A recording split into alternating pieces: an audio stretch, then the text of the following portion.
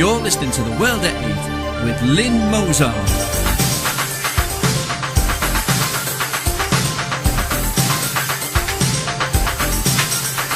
The World at 8, the number one in nationalist news. Highlights of the news today, Friday the 19th of October. Babyface thugs kick innocent man to death. Well-wishers stopped by police from visiting Taliban victim. Police give the race card a miss in house fire. Report from Nick Griffin MEP on fishing without appropriate PC permit. Mongolia removes statue of Lenin.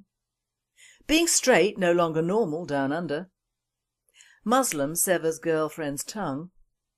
Thought for the day, transparency, do we deserve it and do we get it? And finally, anyone for an NHS dose of camel's urine?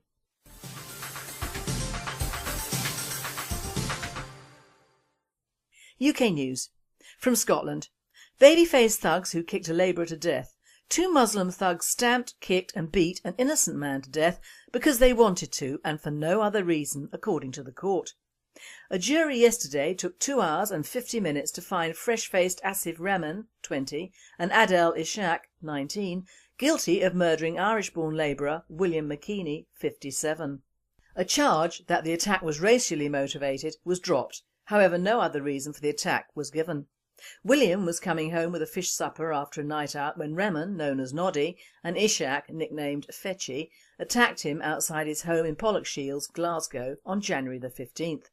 His partner, Anne Newlands, 48, told how she saw 2 Asian men stamping on something. She went outside and found William on the ground. His last words, "What's the problem, lads?" were recorded on Ishaq's phone. The killers, who blamed each other, had been drinking and taking diazepam. Both had convictions for assault and robbery, and Rahman was under a community payback order at the time of the murder. They both face mandatory life terms when eventually sentence is passed.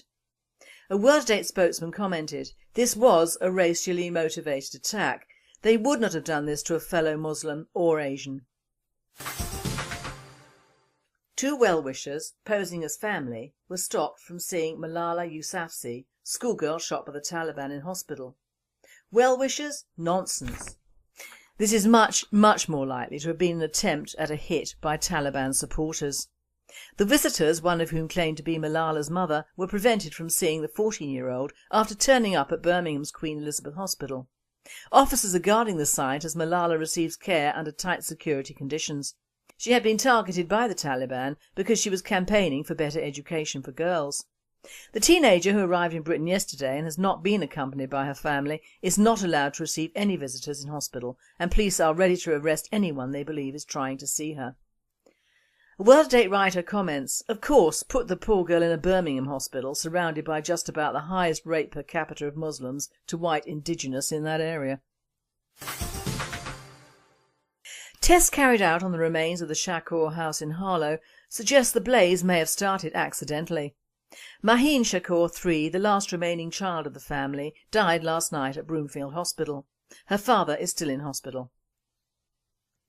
Although the early results suggest the blaze started in the lounge at the rear of the house, and the police state that no accelerant such as petrol was used, they are refusing to rule out the possibility that it was an arson attack with racial overtones, even stating that their house was deliberately attacked and have traced previous tenants in case it was they who were the intended targets. Further fanning of the flames is family friend Parvez Hamid, 43, who lives nearby, saying that a Ford Focus parked nearby was set alight at about the same time as the house fire, raised doubts in his mind that it could be accidental. A World at 8 spokesperson said, "Talk about flogging a dead horse. This tragedy is probably completely above board. But of course, will the police question the father, who is the only survivor? Don't the authorities normally start with relatives, or is this just when they're white?"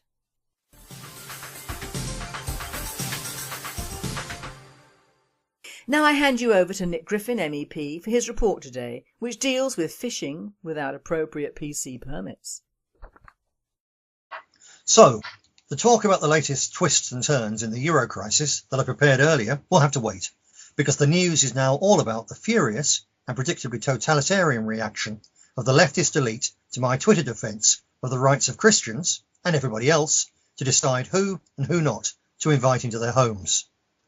Together with millions of other decent people, I was angered to hear the news yesterday that a vicious judge, one Claire Mulder, had snatched £3,600 from a quiet, unassuming Christian man and wife to hand it to two militant homosexual activists who, backed by the misnamed but extremely powerful left-wing lobbying group Liberty, had brought an action for discrimination after being told that unmarried couples of either sex could not sleep together in Mr. and Mrs. Wilkinson's bed and breakfast home in Berkshire. This is just the latest blow against freedom and justice in the long Marxist war against Christianity and traditional values in Britain. It has nothing to do with sexuality. As far as I and the British National Party are concerned, what consenting adults do in private is entirely their own affair. This is not about gay rights. It's about a terrible wrong, the threat to all of us, heterosexuals and homosexuals alike, posed by an overmighty state claiming ever more power over the common herd of tax-paying cattle. It's about a sinister, creeping totalitarianism by which the human rights of tiny but well-organised and noisy minorities are used by leftist judges to intimidate the silent majority, persecute and marginalise Christians, and to whittle away our vanishing traditional freedoms. Most of all, the verdict effectively outlaws sincerely held Christian beliefs by outlawing the lifestyle choices that those beliefs impose on those who hold them. This is wrong, monstrously wrong, and it is dangerous because the atheistic left may think that the effective abolition of Christianity will create a rational atheistic society, but they are, as is so often the case, terribly mistaken. The abolition of Christianity in Britain would not create rational materialism. It would create a vacuum. And since nature abhors a vacuum, it would be filled by a fiercer, far less tolerant faith, Islam. Then the gay lobby really would have something to whine about, because Muslim justice teams would stone all homosexuals to death.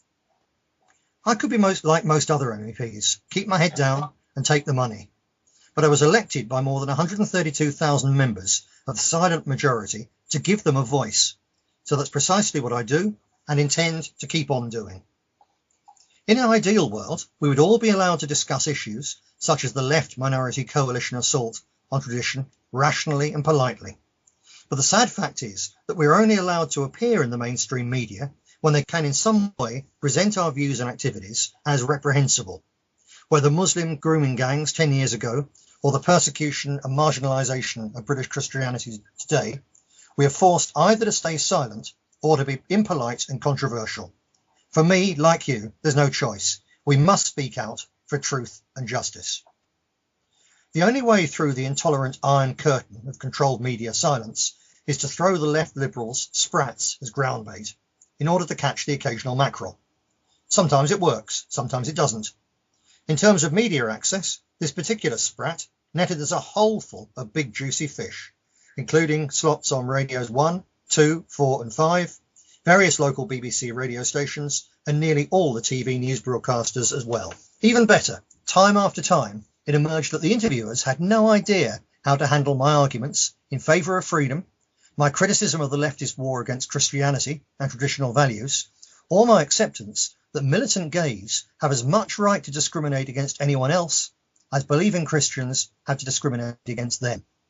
On top of that, I got the chance to have a few pops at the Labour paedophile apologist Peter Tatchell and his revolting record of saying that sex with adults can bring 9-year-old children, quote, great joy, unquote. Good fishing indeed. The police who were banging on my door at midnight last night may well arrest me and prosecute me for fishing without the appropriate politically correct permit, but that's an occupational hazard as far as I'm concerned. I'm sure that you would have spotted the utter hypocrisy of the journalists who feign outrage over my having published part of the address of two men who'd gone out of the way to be offended in order to advance their cause and pocket a tidy sum into the bargain. Funny that not a single one of those journalists expressed anything other than glee when the full names and addresses of thousands of British National Party members, most of whom had never used their political beliefs to impinge on anyone else in any way, shape or form, were published on WikiLeaks. I would like to finish by appraising you of one last little known but highly pertinent fact. The persecution of the Christian B&B owners was funded and enabled by the so-called civil liberties lobby, Liberty, full name the National Council for Civil Liberties. I was a member of the NCCL back in the early 1980s. When they discovered that a number of idealistic young nationalists had joined them, the oh so tolerant NCCL, Liberty, dropped the mask and showed how, to them, tolerance, democracy and equality are nothing more than verbal weapons of war.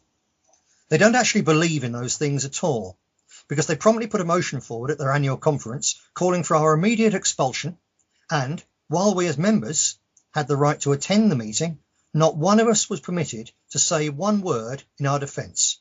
We were expelled without even being allowed to ask why, let alone how such an action fitted in with their so-called principles. That's the left for you. Horrible, humourless, bigoted cowards. I'm so glad that you and me have made a different stuff to them. Till next time, remember, freedom isn't free, but the price is worth paying. Well, thank you, Nick. As usual, you put the world to rights in your own inimitable way. Thank you.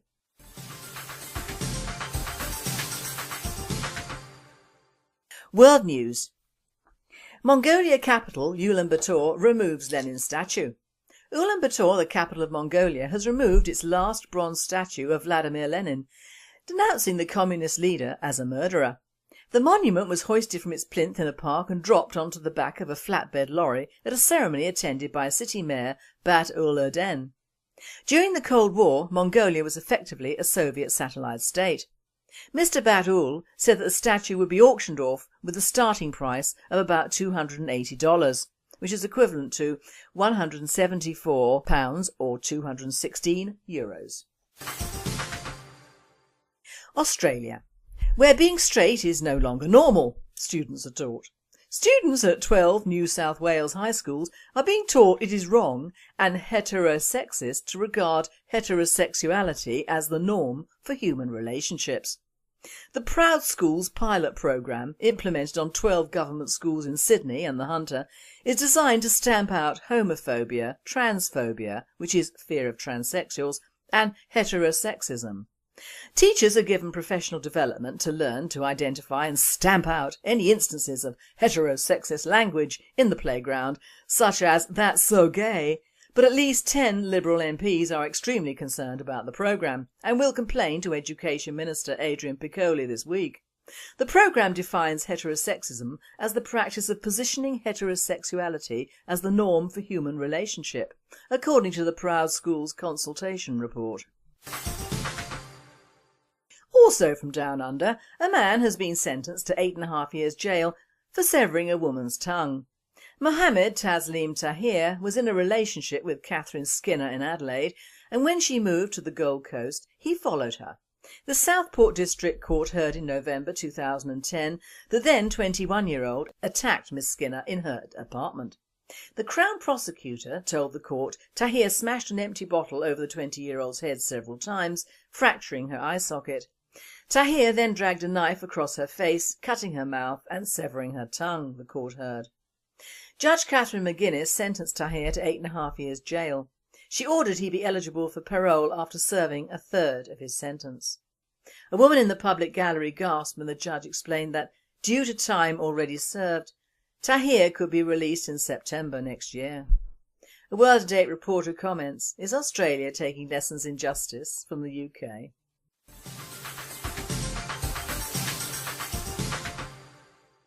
Thought for the day. Transparency. Do we get it? And do we deserve it? Do we, the British people, get transparency from those in power? Whilst we, as the British National Party, give total transparency in our dealings to our members and activists, do other political parties and similar organisations do the same? I find that people who yell the most about transparency have the most to hide and rarely exhibit the trait themselves in their dealings. Take the government. Can they really be so thick or ignorant to ignore the many and various disasters that massive immigration has brought to this country? Do they give us, the people, regardless of our political leanings, the true and transparent picture of what is happening? No, they do not. In fact, both Cameron and Millipede seem to both be scrabbling around some idiot who called a policeman a pleb in a fit of rage and has had to apologise to the thought police for it. Apparently the word pleb is a swear word. Well, you learn something every day, don't you? From the mouths of so-called well-educated men, actually, pleb is a shortening of the Latin word plebeius, which means common or low, or plebicola, friend of the people. Not a swear word at all. In fact, the word plebiscite means word of the people and is commonly used in our judiciary system. So where is the taking of God's name in vain here? He wasn't swearing. He was stating a fact, that the policeman is an officer of the law and the people. Who do they put in Parliament these days? Transparency works both ways, as our laws are supposed to. No one, least of all me, minds laws. I'm a fan of laws. You need laws in a civilised society. Without laws and the means to administer them, everyone is lost. But they should apply to everyone in the land. Not a select few who are unpopular in the current ridiculous Marxist, liberal, multi-ethnic climate in the UK. Take this very odd furor over the under-21 so-called British footy team playing in Serbia. What the media and some idiots do not want to acknowledge is that elsewhere in Europe and the world in general, not everyone is over the moon at viewing black, Asian and rainbow colours playing for one European country. Many people actually dislike seeing people from other cultures all the time being pushed in their faces. The Serbians have my vote. They do not like black players and showed it. It comes under freedom of speech and thought. The Muslims shout and yell at practically everything and yet seem to get away, literally, in some cases, with murder. And yet, poor old Serbia, already groaning under a pro-Islamic rebuilding of the Ottoman Empire in its own country, as indeed most of us are, stand to get fined by the FA for objecting to whom plays in what team in their land. What nonsense.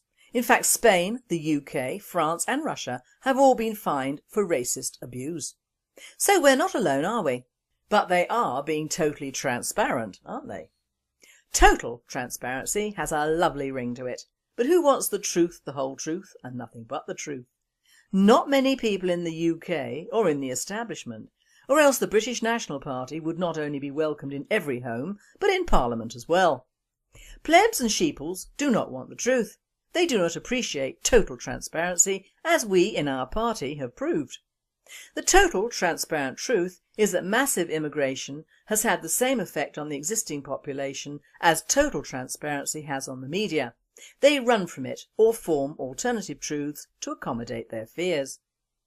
It is massive unchecked immigration into this country that has changed us from a laid-back industrious nation to a nation of lazy, greedy, self-seeking and ignorant plebeian peoples. And I mean this in the best possible taste. I will quote from a book I'm reading which is an up-to-date crime novel and non-political. I quote, "He harboured a burning anger at the way his country had been sold down the river by politicians who had opened the floodgates to millions of immigrants, who had watered down their once great culture to such an extent that it no longer even existed, who had helped create a soft, fat people whose poor were more interested in claiming benefits and watching reality TV than in doing anything to stop the rot all around them." End of quote. We are helped in this by successive governments, council authorities, schools, universities, all the media and press, and in fact anyone who is a minor anything has been tutored in diversity, the Frankfurt School and the School of Common Purpose, all with a hefty dose of anti-anything formerly thought of as normal, for example, marriage to a person of the opposite sex, not the same sex. Now I have been accused of being homophobic, but I am not. I really do not care who does what to whom or how many, but I do personally resent turning on my TV and seeing two blokes with their tongues down each other's throats or wheeling half-caste children around or worse. It may go on, it may be on the increase, thanks to the anti-male and pro-female propaganda, but I do not want to have it shoved in my face literally all the time. Neither should homosexuality be subject on the youngsters' school curriculum. Let them find out the good old-fashioned way, mate. Now, back to transparency. If people do not have transparency given to them, the people are allowed to air their feelings on what is happening in their country.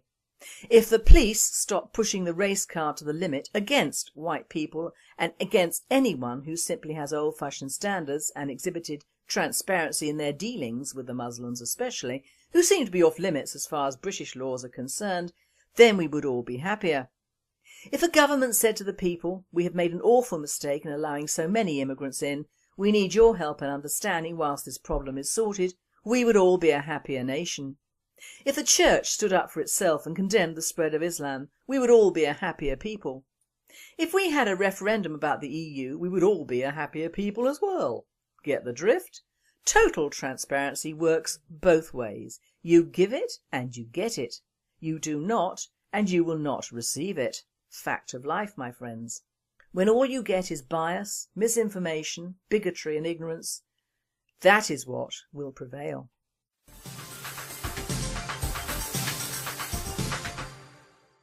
And finally, will Sharia camel urine cure be fully covered by the National Health Service in the UK? Sharia medicine.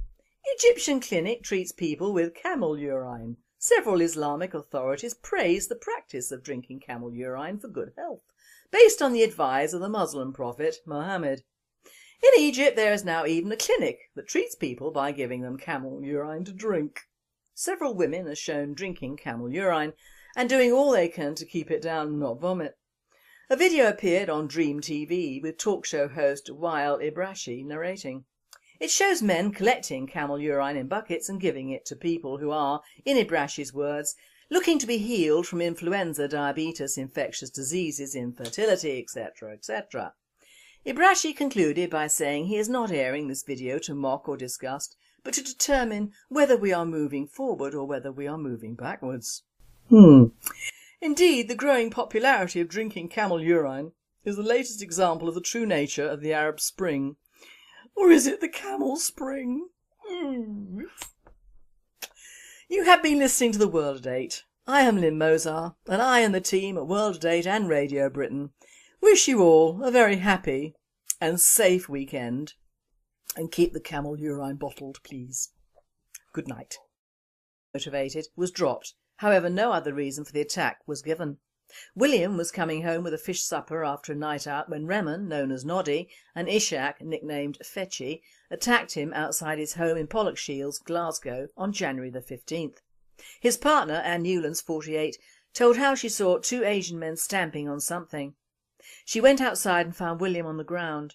His last words, "What's the problem, lads?" were recorded on Ishak's phone. The killers, who blamed each other, had been drinking and taking diazepam. Both had convictions for assault and robbery, and Remen was under a community payback order at the time of the murder. They both face mandatory life terms when eventually sentence is passed. A World at 8 spokesman commented, "This was a hospital and police are ready to arrest anyone they believe is trying to see her." A World at 8 writer comments, "Of course, put the poor girl in a Birmingham hospital surrounded by just about the highest rate per capita of Muslims to white indigenous in that area." Tests carried out on the remains of the Shakur house in Harlow suggest the blaze may have started accidentally. Maheen Shakur III, the last remaining child of the family, died last night at Broomfield Hospital. Her father is still in hospital. Although the early results suggest the blaze started in the lounge at the rear of the house, and the police state that no accelerant such as petrol was used, they are refusing to rule out the possibility that it was an arson attack with racial overtones.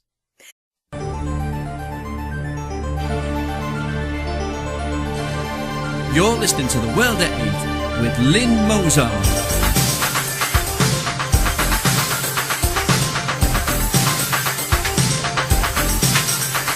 The World at 8, the number one in nationalist news. Highlights of the news today, Friday the 19th of October. Babyface thugs kick innocent man to death. Well-wishers stopped by police from visiting Taliban victim. Police give the race card a miss in house fire. Report from Nick Griffin, MEP, on fishing without appropriate PC permit. Mongolia removes statue of Lenin. Being straight, racially motivated attack. They would not have done this to a fellow Muslim or Asian.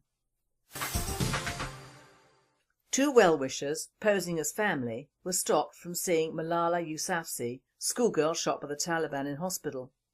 Well-wishers? Nonsense. This is much more likely to have been an attempt at a hit by Taliban supporters. The visitors, one of whom claimed to be Malala's mother, were prevented from seeing the 14-year-old after turning up at Birmingham's Queen Elizabeth Hospital. Officers are guarding the site as Malala receives care under tight security conditions. She had been targeted by the Taliban because she was campaigning for better education for girls. The teenager who arrived in Britain yesterday and has not been accompanied by her family is not allowed to receive any visitors. No longer normal down under. Muslim severs girlfriend's tongue. Thought for the day: transparency, do we deserve it and do we get it? And finally, anyone for an NHS dose of camel's urine?